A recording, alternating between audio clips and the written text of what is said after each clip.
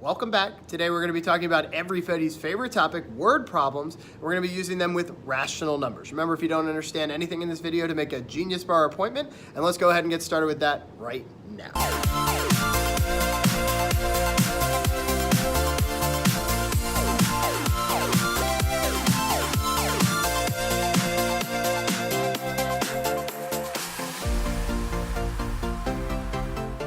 Welcome back. Today we're going to be talking about word problems with rational numbers. These won't be all the word problems that you'll run into. However, these strategies will be helpful when you run into word problems in the future. So let's go ahead and get started with them right now. Here we are at example A, and it says the graph shows the ages of students in Maple Hill Football League. And it has a couple questions for us. We've got a graph down there indicating the ages of the students in the football league.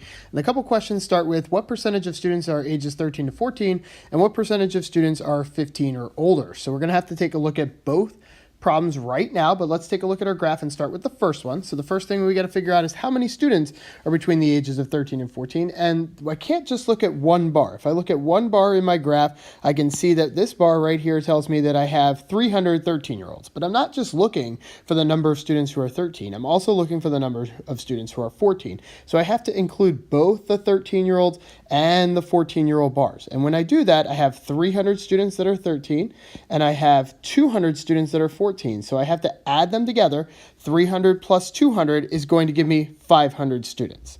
So now, since I'm trying to find a missing percentage, the best way to do that is to use a proportion. So I'm going to set up a proportion, knowing now that I have 500 students that are 13 or 14.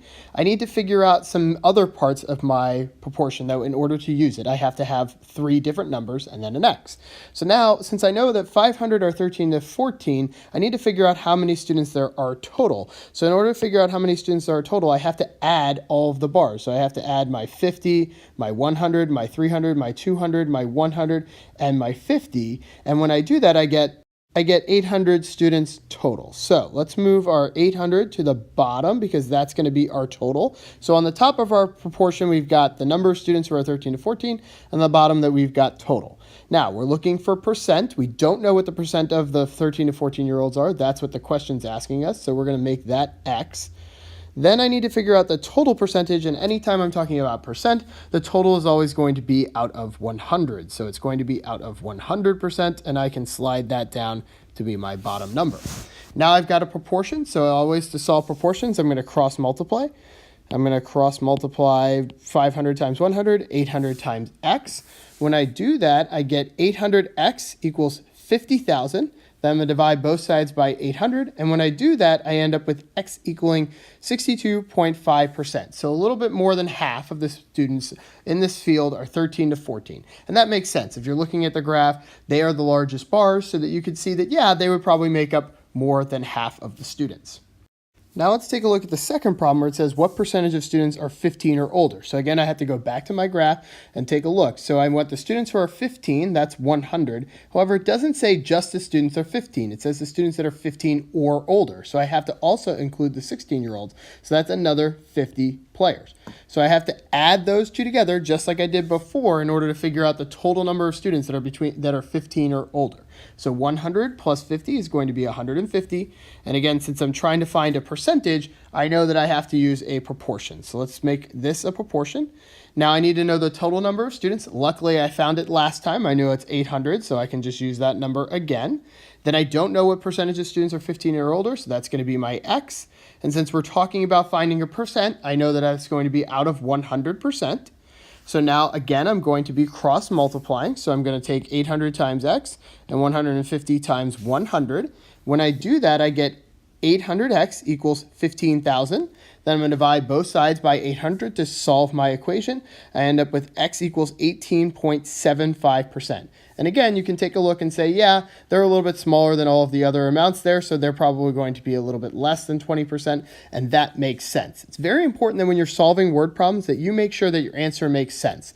So for the first one, if we had gotten 2% and you look at your graph, there's no way those two bars could have only been 2%. So it's very important that when you get an answer to your word problems, you perform a logic test. Does my answer make sense? If your answer doesn't make sense, you shouldn't write it down as your answer. You should go back and check your work. Now let's take a look at example B.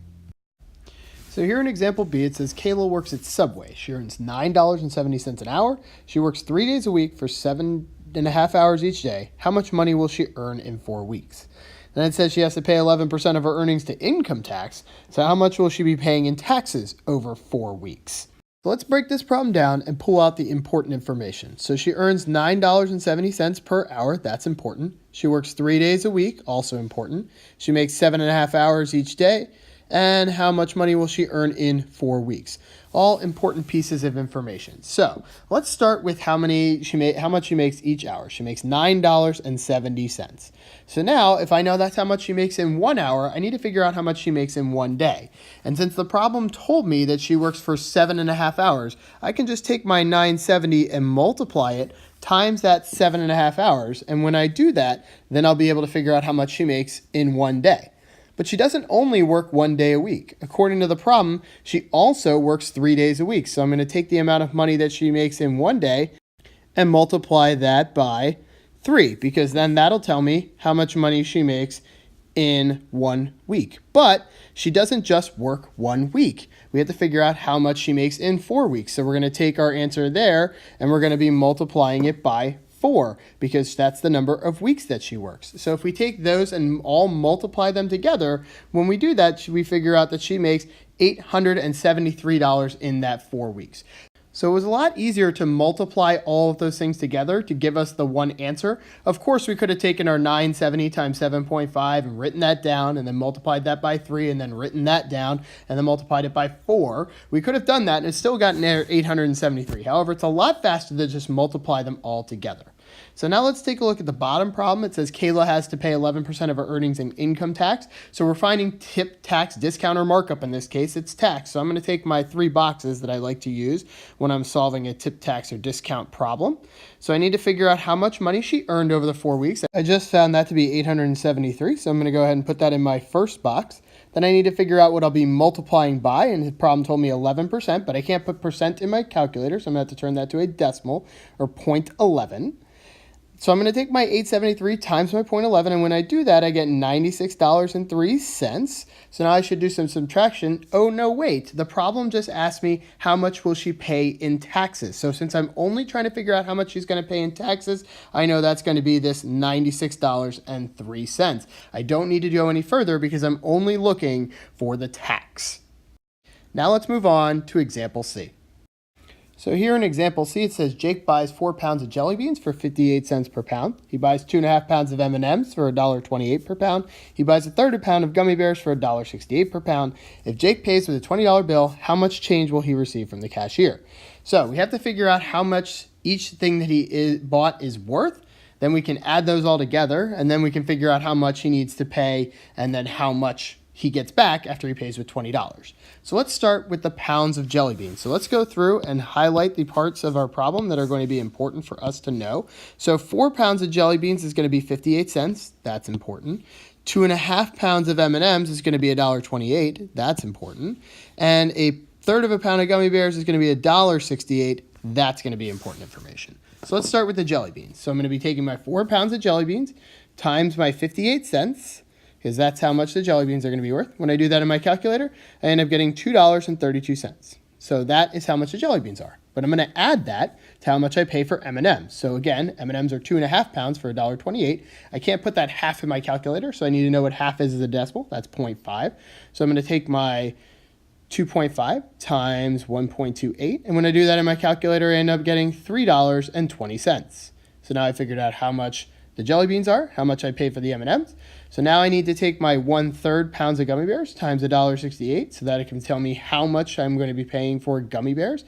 Now I can't put my 1/3 in the calculator unless I take 1 divided by 3 times 1.68. Remember, whenever you're multiplying by a fraction, you need to put that fraction in the calculator first. So 1 divided by 3 times 1.68. When I do that, I end up getting 52 cents for my gummy bears. So now I'm going to add those 3 amounts together, and when I do that, I end up getting $6.04. However, the problem isn't asking how much these items cost. It's asking how much money he's going to get back if he pays with a $20 bill. So we're going to take our $20 bill, We're going to subtract the amount of money that he spent, which is $6.04. So when we do our $20 minus $6.04, we end up getting a final answer of $13.96. And notice I labeled that final amount with a dollar sign because this is a word problem. I need to have a word answer, and in this case, my word answer is money, so that dollar sign is an appropriate label. Let's go on to the last example. Here we are at example D, and it says Kevin has a bank account with a beginning balance of $427.16. He writes checks for $52.13 and uses his debit card for a purchase of $19.12 at Giant. He makes a deposit of $395 and then makes an ATM withdrawal of $60. What is his ending balance? So we're first going to need to go through, because there's a lot of information in that problem that's important to pull out. So let's start with his beginning amount of money. So it's a very important thing that we know the beginning amount of money that he starts with is $427.16. Now, he's going to be making some purchases, so we want to go through and find the things that are negative. So he's going to be writing a check for $52.13, so that's going to be negative. He's going to be spending money there. He makes a purchase of $19.12, so again, that's going to be a negative. He's going to be spending money there. He makes a deposit of $395. We know deposit means that that's going to be a positive thing. So that we can mark down as important as positive. Notice I'm going to be using green for positive. And then he makes a withdrawal of $60. So withdrawal, that's again a negative amount of money, so he's going to be taking money out. So now we have this information. Let's go ahead and start our problem. So we know that he's going to start with $427.16. Now, rather than going through back and forth with negative, positive, I'm going to just take away all the negatives first, and then we'll add the positive back at the end. So we know that he spends $52.13, so that's a negative. He makes that purchase with that debit card for $19.12, so that's a negative. And then he makes a withdrawal of $60, so again, that's a negative. So all of those things are money that he's going to be taking away from his account. So then I can just use my calculator, $427.16 minus each of those. And when I do that, I end up getting $295.91. Perfect. Now, that's all of the negatives, but he did put in a deposit of $395. So I need to take that amount of money, add to it the $395 that he deposited, and then that will give me his grand total. And when I do that, I get $690.91. Now, could I have done all the negatives in order that I'd seen them in the problem? Could I have done 427.16 minus 52.13 minus 19.12, then plus 395, then minus 60? Of course, that will also work. I like to break it out so that I have all the negatives happening at once and then all the positives happening at once, but both methods will get you to the correct answer if you type them in your calculator. Again, this is an opportunity to see, does it make sense? He only really took away small amounts of money, each one of them under $100. And then he added almost $400 to his account. So his account going up in the end does make sense. And I asked myself, does it make a logical sense that this happened? Yes. So it's important that every time that you do these type of word problems, you need to check with yourself. Does my answer make sense? If it doesn't, go back and check your work. If it does, you may have done it right. That brings us to the end of this video. So if you like this video, go ahead and throw us a thumbs up. If you love this video, throw us a sub, and we will catch you in the next one.